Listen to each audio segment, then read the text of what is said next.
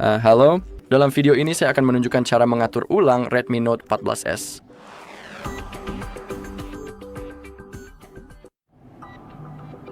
Baiklah, mari kita mulai.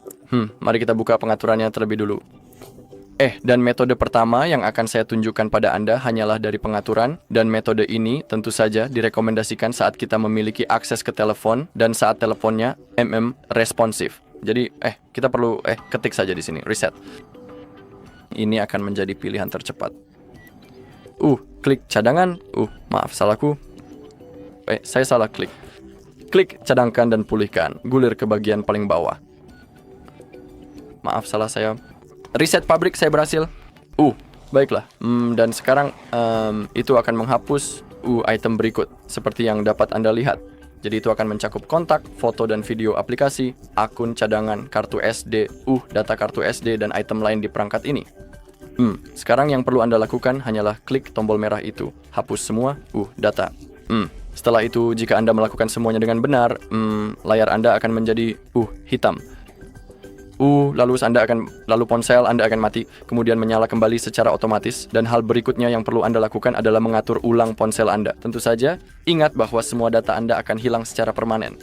Tapi jika Anda mau, Anda selalu bisa membuat cadangan sebelum proses itu. Jika Anda tidak tahu cara membuat cadangan data seperti itu, di saluran kami, ada video di mana saya menunjukkan seluruh prosesnya, jadi jika Anda mau, Anda bisa mencarinya. Dan ada juga metode kedua, seperti yang sudah saya katakan. Untuk melakukannya, kita perlu mematikan ponsel kita terlebih dahulu. Jadi mari tekan tombol power dan tombol volume atas secara bersamaan, lalu klik power off. Baik, seperti itu. Dan metode ini melalui mode pemulihan. Sekarang untuk masuk ke mode pemulihan ini, kita perlu menahan tombol power dan tombol volume atas secara bersamaan. Dan ketika logo Redmi muncul, kita bisa melepaskan jari dari tombol power, tapi kita harus tetap menahan tombol volume atas untuk masuk ke mode pemulihan. Jadi mari kita terus tahan. Baik, sekarang kita bisa melepaskan jari dari tombol power, tapi tetap tahan tombol volume atas.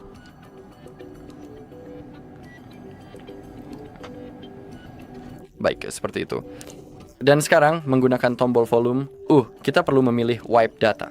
Sekarang konfirmasi dengan menekan tombol power dan sekali lagi pilih wipe all data, tekan tombol power lalu pilih confirm. Di bagian atas layar kamu bisa membaca dan ini tidak bisa dibatalkan. Jadi ingatlah, kamu akan kehilangan semua data kamu. Sekarang konfirmasi sekali lagi.